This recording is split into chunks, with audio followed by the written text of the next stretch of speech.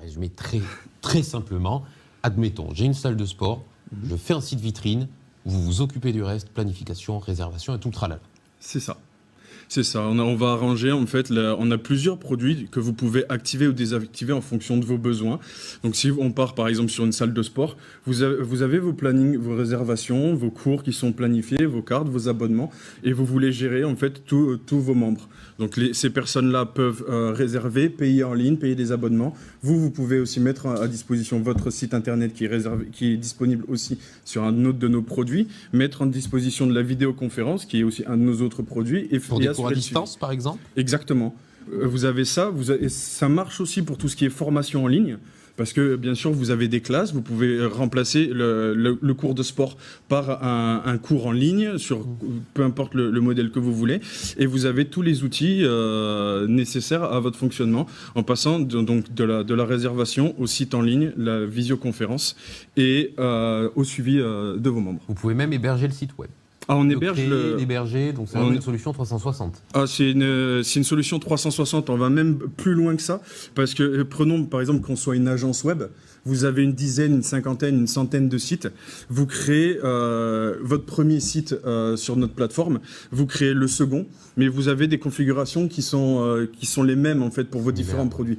Vous pouvez propager en fait les configurations et ce que vous voulez mettre en fait sur tous les sites en un seul clic. Donc l'idée, en fait, c'est vraiment d'abstraire la partie technique. Nous, on s'occupe de faire en sorte que ça scale. Vous payez à la consommation, donc au nombre de requêtes et à l'espace de stockage que vous consommez. Nous, on s'occupe de gérer les certificats, le routage, la croissance de l'espace disque, les processeurs, même les mises à jour logicielles. Nous, on les gère de notre côté en interne. Et on a des processus de staging qui permettent de tester les mises à jour avant qu'elles soient envoyées en production. Donc j'en reviens toujours à ma salle de sport, oui. Avec mon site vitrine. À des temps, je le garde. J'ai accès à un back-office pour dire quand les cours sont disponibles, pas disponibles, les profs sont disponibles ou non.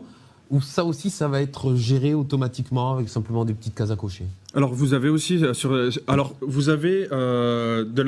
vous avez toujours la possibilité d'automatiser un maximum les opérations. Par exemple, si vous dites que vous avez le cours du mardi après-midi qui est avec tel intervenant, vous le mettez et vous dites que c'est tous les mardis de l'année. Donc à ce moment-là, vous les mettez. Exactement. Donc après, vous dites qu'une personne, elle n'est plus là, vous changez d'intervenant, vous avez la possibilité en fait de changer et de modifier tout ce qui a été planifié.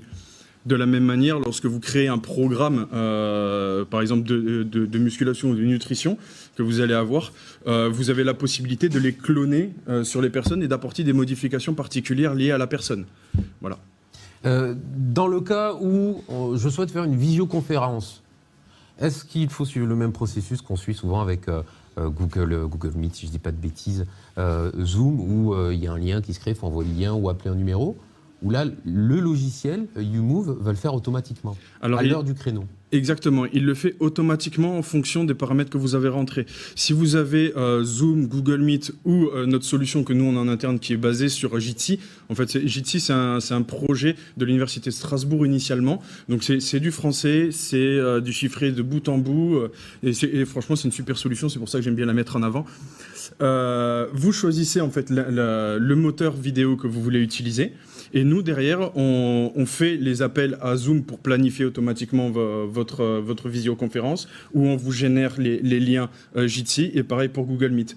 Et ces rooms-là, donc ces salles, seront attachées à la planification que vous avez mise en place. Et vous pouvez dire que pour celle-là, vous en voulez, et pour d'autres, non, par exemple. Et comment vous est venue cette idée de créer YouMove? Alors initialement c'était pour ma compagne. Je trouvais qu'elle payait très cher. Qu'elle coûtait cher. Lapsus. Non, le fait est que ma compagne avait une application qui lui coûtait très cher par rapport à l'usage qu'elle en avait, et en plus elle fonctionnait pas forcément toujours très bien ou pas comme on pouvait l'attendre. Donc j'ai décidé d'abord de lui créer le petit projet pour elle qui était assez basique, et au fur et à mesure du temps on l'a étoffé, et d'autres personnes sont venues sur le projet, qui à la base était open source, que j'avais laissé et mis à disposition. Et au final, on a arrêté ce projet-là pour créer une plateforme complète, en fait, qui était basée dessus pour pouvoir la fournir à nos clients. C'est quoi votre métier d'origine? Alors moi, je suis senior data engineer à la base. D'accord, voilà. Ouais. Parce que bon, je dis, boulanger de base, c'est un petit peu compliqué Non, je travaille de pour une remplacer grosse boîte l'application. américaine aujourd'hui et je suis le responsable du big data là-bas. techniquement. D'accord, Voilà. voilà. Et aujourd'hui, vous avez besoin de quoi donc, pour que votre projet se concrétise? Vous en êtes à quel stade? Je dirais que les journées fassent 30 heures au lieu de 24, ça serait bien, ça serait déjà un bon début.